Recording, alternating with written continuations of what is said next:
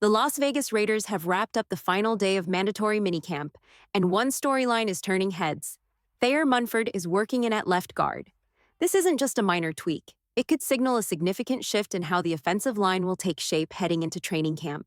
With Dylan Parham sidelined due to injury, Munford has stepped into his place on the left side. According to reports from camp and on-field observations, he's been getting first-team reps at left guard, ahead of Jordan Meredith, who many assumed would be next in line behind Parham. That tells you something about how the coaching staff views Munford's potential on the inside. Originally drafted as a tackle, Munford spent most of his first 2 seasons working at right tackle for the Raiders. But his college career showed flashes of versatility. He played both tackle spots and saw time inside as well. And when you really break it down, Munford's build, power, and style may be better suited for life in the trenches at guard than on the edge. At this point, it's clear the battle at right tackle has moved past him. DJ Glaze appears to have claimed that job, with Dalton Wagner emerging as the top backup. Munford, meanwhile, has pivoted to left guard, and this could end up being a long-term move. He's shown better footwork and comfort on the left side in general. Even in college, his play at left tackle looked smoother and more explosive than at right. That familiarity and quickness could translate beautifully inside at left guard, where agility and leverage are just as important as brute strength. Now the question becomes, can he lock down that job? It's still early, but there's reason to believe he might.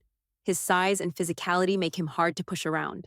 At tackle, he sometimes struggled against speed rushers off the edge, but inside at guard, the game slows down just enough for his power to shine. If he can adapt to the tighter space and continue to hold his ground, this could be a breakout year for him. Long-term, the Raiders still have decisions to make on the interior. Caleb Rogers looks like a future starter at right guard, possibly even a 10-year solution if he develops as expected. But left guard remains wide open. Dylan Parham has flashed, but questions remain about his ceiling. Jordan Meredith has shown toughness, but consistency is key. Munford could be the answer. He's not just filling in, he's competing. And if he continues to grow in this role, he might just carve out a permanent place on the starting line. As training camp approaches, this is one position battle to watch closely. The Raiders are quietly reshaping their offensive front, and Thayer Munford's shift to guard could be one of the smartest moves they've made this offseason. With Thayer Munford shifting inside to left guard, the Raiders' offensive line picture is becoming clearer and a bit more crowded. If this transition becomes permanent, and all signs suggest it might, the competition on the interior is going to get fierce. Between Alex Kappa, Dylan Parham, Jordan Meredith, and now Munford, that's already 4 names fighting for starting roles. Add in rookies like Caleb Rogers, who's seen as a guard with long-term potential, and there's a legitimate logjam forming. That's 6 interior linemen right there, not even counting other depth pieces from last year who earned roster spots. The cuts are going to be tough, and how the coaching staff sorts through all of this could define the identity of this offense moving forward. But as one door closes, another opens. With Munford transitioning inside, the right tackle spot now firmly belongs to DJ Glaze. PeteCarroll recently spoke about Glaze in a press conference, and while there was a brief mix-up, referring to him as a left tackle, it's clear who he meant. Glaze is the favorite to lock down the right tackle job heading into the season. Forget the speculation about trading Colton Miller. That's not happening. This is about Glaze stepping up and owning his position. And so far, he's doing just that. According to Carroll, Glaze has had a fantastic offseason. He's stronger, more confident, and more comfortable in his role. Unless rookie Charles Grant makes a miraculous leap, and that feels like a stretch this early, Glaze is the guy. Dalton Wagner is still in the mix, but after a shaky second year, it's hard to see him overtaking Glaze at this point. Glaze simply has the upside. He's a natural run blocker with raw power and aggression, and if he can clean up his pass protection, he could become a cornerstone on that right side. This will be a big test for Chip Kelly's scheme. At UCLA and Ohio State, Kelly favored spread formations with 5-man protections, meaning his tackles were often left on islands without much help. If that carries over to the NFL, Glaze will be tested often and tested early. But he played over 1,200 snaps last season, and he's ready. He's already shown he can handle the pressure. He's not just filling a role, he's chasing greatness. The Raiders are betting on Glaze's development, and it might just pay off. If he takes that second-year leap, the offensive line could transform from a question mark into a strength. While the trenches are taking shape, Things are heating up under center as well. One of the most exciting reports to come out of minicamp: Geno Smith is dealing. Late in a team period, Smith rolled out of the pocket and delivered a strike to Brock Bowers for a big gain. Moments later, he threaded the needle to Trey Tucker in the back corner of the end zone, right over Jacorian Bennett, for a touchdown. Plays like that tell you everything. Geno looks sharp, confident, in control. Whether it was first team versus second team defense in that moment doesn't even matter. What matters is the timing, the accuracy, and the command he's showing. Smith looks like a quarterback determined to prove something this year, and with weapons like Bowers and Tucker on the rise, he just might have the tools to make some noise. The Raiders ran a different format at practice today: first-team offense versus second-team defense, and vice versa, and the results brought out the fireworks. Near the end of the team period, Geno Smith got rolling. He hit Brock Bowers off a bootleg, or maybe it was a scramble. The reports aren't totally clear, but either way, it was smooth. Then came the dagger, a laser to Trey Tucker in the back corner of the end zone, right past Jacorian Bennett. 2 plays, 2 touchdowns. Just like that. Other reporters confirmed it. It wasn't just flash. It was precision. Geno Smith had complete command. And this is what the Raiders' offense is built for: quick strikes, sudden punches, explosive scores. You're going to see drives this year that last all of 70 seconds. Geno hits Bowers for 35 yards. Then Ashton Jeanty takes the next one 40 yards to the house. Or it's Dante Thornton up the seam. Or Tucker blowing past a safety. This offense doesn't need 12-play drives. It can score in 2 or 3. That's what makes this group dangerous. Trey Tucker is a threat every time he touches the ball. Dante Thornton, by all reports, is dominating. Jacoby Myers is rock solid. Michael Mayer is heating up. Ashton Jeanty is electric in space. And at the center of it all is Geno, unafraid to take shots, unafraid to take over. The Raiders aren't just hoping to score, they're expecting it. With competition rising, tempers flared today. Jeremy Chinn reportedly got into a shoving match with rookie tight end Justin Shorter. It didn't go far, teammates broke it up, but it was heated. Chinn, built like a hybrid linebacker safety tank, is not someone to mess with. But Shorter isn't small either. He's 6 feet 5 inches with real physicality. The two clashed, and while it may look like just another training camp scrap, this kind of fire matters. It's not the first one, either. Max Crosby reportedly had his own scuffle earlier in the week. That's not surprising. Crosby's one of the most intense competitors in the league. And these aren't personal. It's not about ego. It's about edge. Camp under PeteCarroll has brought a different kind of energy to Vegas. High reps, high speed, high stakes. That heat's going to boil over sometimes, and honestly, it's a good sign. These guys aren't here to jog through practice.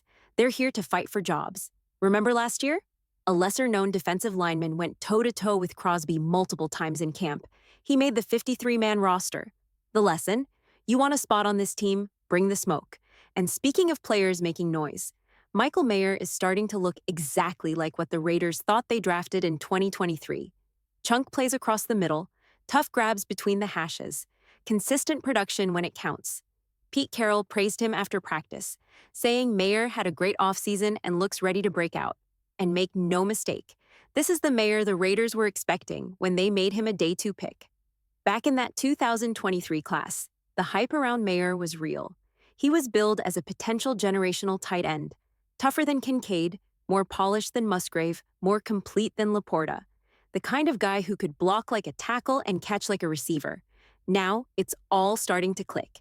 If the Raiders get that version of Mayer in 2025, paired with Bowers in a 2 tight end set, defenses are going to have nightmares trying to match up. The Raiders traded up for Michael Mayer in the 2023 draft, moving from pick 48 to the top of the second round because they believed he was a steal. A first-round talent with old-school toughness and new-school polish. The complete tight end. At Notre Dame, Mayer had dominated, reliably, consistently. And when the Raiders made their move to go get him, there was real hope he'd become the centerpiece of a new offense. But his rookie year was quiet. Injuries, inconsistencies. A carousel of quarterbacks that offered no rhythm, no chemistry. Then came 2024. Brock Bowers entered the building, and Mayer's future suddenly looked uncertain. Again, Mayer missed time. Again, he faded into the background. And the buzz around him? Gone. Now, in 2025, he's back, and he's making noise. PeteCarroll called Mayer's offseason great. Raiders insiders say he's eating over the middle, hauling in chunk plays between the hashes. He looks faster, stronger, sharper, more urgent, and the biggest difference? The man throwing him the ball. No more quarterback roulette. Geno Smith is here, and he's giving Mayer real chances to work the middle of the field with timing and confidence. 2 years of setbacks, 2 years of frustration. Now Mayer's playing with something to prove, and he's not asking for attention. He's taking it. There's a quiet shift happening in Las Vegas, a shift from desperation to depth. Brock Bowers was the Raiders' go-to guy last year. He exploded onto the scene with elite production. But in 2025, he might not see the same volume. And that's not a bad thing, because Michael Mayer is demanding targets. Ashton Jeanty is going to see more touches. And Dante Thornton Jr., he's making a legitimate push to be the team's WR1. This isn't about someone falling off. It's about weapons multiplying. Vegas no longer needs Bowers to carry the load. Geno Smith has options everywhere. Defenses won't know where to look, because every route, every play, every snap could lead to a different spark. That's how you build a real offense, not around one star, but around a collection of threats. PeteCarroll isn't easing his rookies into the NFL. He's lighting the fire and seeing who rises. Ashton Jeanty, Dante Thornton, Darian Porter. All three have been given first-team reps, and all three are holding their own, or better. Carroll put it simply, if you want these guys to grow, put them in position to succeed, but don't shield them from the challenge. Thornton's been asked to line up against Jacorian Bennett, against Eric Stokes, against Jeremy Chin. No safety nets, no soft coverages. And he's not backing down. He's excelling. Thornton is outperforming Jack Beck in early reps, not because Beck is struggling, but because Thornton is surging. He's showing a blend of size, speed, and confidence that's impossible to ignore. Darian Porter isn't guaranteed anything either, but he's proving he belongs. Every rep matters. Every matchup is a test. And right now, these rookies are passing. They're not just being given chances, they're earning them. Darian Porter, Dante Thornton, Ashton Jeanty. 3 rookies, 3 starting spots, and no hesitation. All 3 have now logged significant first-team reps, and all 3 are trending towards starting roles by week 1. Jeanty is locked in. Porter and Thornton are quickly earning their stripes. And what's remarkable isn't just that they're playing, it's how well they're responding. Remember, these weren't throwaway picks. The Raiders spent real draft capital to bring them in. Porter was a 3rd-round selection. Thornton came early in the 4th. Jeanty, a day 2 running back with an every-down skill set. These weren't just good value picks. These were investments. And now those investments are paying off early. What we're watching isn't potential anymore. It's production, practice speed, first-team execution. These rookies aren't learning on the sidelines. They're growing under the lights. A small headline, but maybe a meaningful one. Veteran cornerback Shaquille Griffin, a former Pro Bowler, visited the Raiders. Or at least, he was supposed to. A flight delay pushed his visit from one day to the next, but as of now, he's in the building. And there's a real chance he signs. Last year, Jermaine Pratt visited and signed the same day. Griffin didn't. That raised eyebrows. But now that he's actually arrived, don't rule out a move. Griffin brings veteran presence, speed, and experience in both man and zone coverage. He isn't a long-term fix, but he's the kind of player who could stabilize the secondary, especially with so many young corners on the rise.